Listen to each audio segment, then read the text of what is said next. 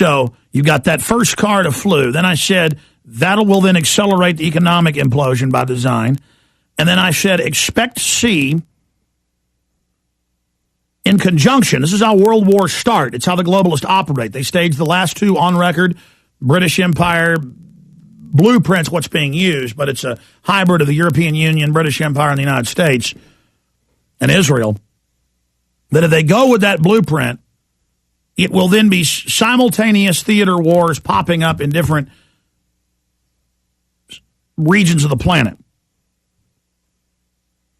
You have massive escalation of crises in the Middle East. You notice the suicide bombings and attacks are escalating again in Iraq. They're coming to a head in Afghanistan. Everything's coming to a head in Pakistan. North Korea now has broken the armistice, saying the West is breaking it. There has been massive military buildup and drills going on around them. But that's how the globalists give you a Hobson's choice. You're not for North Korea, complete evil, total psychopath. I mean, this is not hype. This is the real McCoy. This is the king rat, the crimson king of his little Dark Ages slave pit, exercising raw power, a 1984 state, versus the panopticon, Brave New World, white lab-coated art form of the mind control state, with the overlay of entertainment and sex and partying and drugs, with the police state running through it and genetic engineers and human genomes.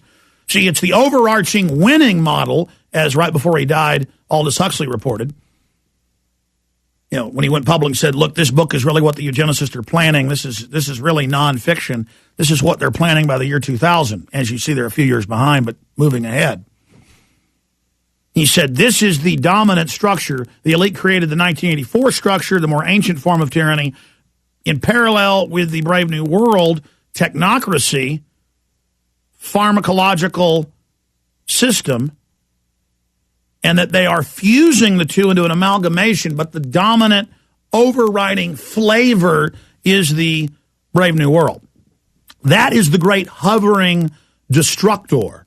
It is the final revolution. It is the final tyranny, because unlike a North Korea that finally collapses because of the delusional, arrogant, power-tripping megalomaniacs, things always collapse, but not a scientific dictatorship. They believe it will just continue to refine itself. So what's the greater threat, the scientific dictatorship or the thugs and the inner parties all intermarried with some little demonic goblin running it all? I mean, it's certainly bad for the people of his nation, but one day it will collapse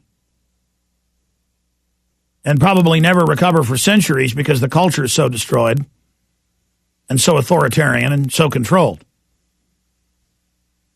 But it can't invade its neighbors now. It can only threaten people. It is a husk of what it was. So there you see the two different systems versus liberty and freedom and renaissance and awakening and the acceleration of knowledge and a love of the human spirit and a love of the human mind and a dynamic construction of the next wave of humanity into the stars. That both systems, the Brave New World and the 1984, are deathly afraid of the 1776 signature wavelength, frequency, also known as soul. It is the two diametrically opposed, liberty and freedom versus bondage. And bondage has 1,000 flavors, ladies and gentlemen. Liberty, freedom only has one bona fide, and if you know what it is, it burns in your heart like a powerful torch that is able to then set fires in the minds of other men and women. In the great call is only Kim Jong-il trying to get concessions because he looks like he's on death's doorstep. He was gone out of the sight for over a year, and then when they trotted him out to sit at the table, he looks like he has cancer or something. I've seen that cancer look. Very, very skinny now. No more raping women, I guess, in his spare time and drinking bottles of $2,000 wine while the population literally starves to death. And Vanity Fair had reporters there a few years ago when Madeleine Albright was Secretary of State under Clinton, and they described how they, in the main city center, they were selling human flesh at little stands, and how Madeleine Albright loved the tyranny and was clapping and just really enjoying everything that was happening when they had all the those big parades with all the human gymnastics that Nazi regimes and Soviet-style regimes love so much. Seeing all the little slaves do little worker bee dances, all in unison under the control of the soldiers with machine guns.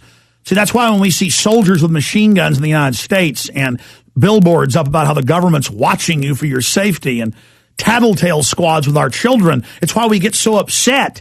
Because every time that happens, every stinking time, the criminal class starts taking the middle class's land and property and time, and the people become slaves, and everybody becomes slaves but a tiny elite. And it's happened here.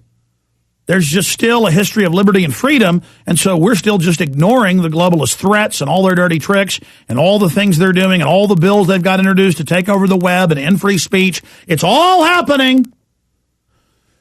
We are becoming North Korea, and I get these emails going, you need to support the military and the police. You don't need to criticize them. Yeah, I guess if I lived in North Korea, too, with all their billboards up about support the military and police, the religion is worshiping them over here. And it's the religion worshiping them over there. That's not the American way. They're servants in the community, held to a higher standard, not held to a lower standard of how they behave. And any time government becomes God, you have tyranny and misery and enslavement. And that is now what is happening all over the free world. Classical tyranny is here. I guess I'm anti-government. I guess I'm extremist because I don't like Kim Jong-il in North Korea. I guess I'm anti-police and military because I don't like the North Korean military and police that have killed millions and millions of their own people and are degenerate parasites stomping on the human face and spirit forever. Now do you see how ridiculous it looks when people get criticized for criticizing the out-of-control police in this country who've been encouraged by the criminal, illegitimate central government to become thugs? And all the police training videos I've seen shot by them where they brag and have celebrations and watch news videos of them shooting innocent women in the face with rubber bullets for no reason, and they sit around laughing. It's not funny. The North Koreans sit around and laugh about what they do to their people. You have been infected with a spirit of thuggery. You have had your soul torn out of you, and you better hope you catch it before it walks out the door. I'm your best friend. If you don't recognize tyranny for what it is and what the surveillance cameras and the thumb scanners to buy and sell going in everywhere are, and if you don't recognize what the vaccine companies are and what CPS is, because look, the threat isn't North Korea, some scumbag with a few nukes. The threat is how they'll use his scumbaggery to make them look good to launch their police state against us. And I'm hoping that they somehow just buy this guy off for a while, but they've been refusing to give him food, refusing to give him oil, so he can then sell it to another country and buy more liquor for himself and more diamonds and rubies and gold crowns and toy sets. And the kid's he's like a little kid. This is a dictator's spoiled brat kid about to pass it on to his kid. And in the old days, this would go on for hundreds of years, and they would wear crowns and would be worshipped. And then we'd go, oh, don't talk bad about the king. Oh, my gosh, we get to hang out with royalty. That's why I hate Queen Elizabeth II. That's all they are, is the great-great-great-great-great-great-great-great-great-grandkids of Kim Jong-il. It's the same stuff. All this royalty and bloodlines and then eugenics that they push to rationalize all the horrible things they do. You are the malfunctioning degenerates.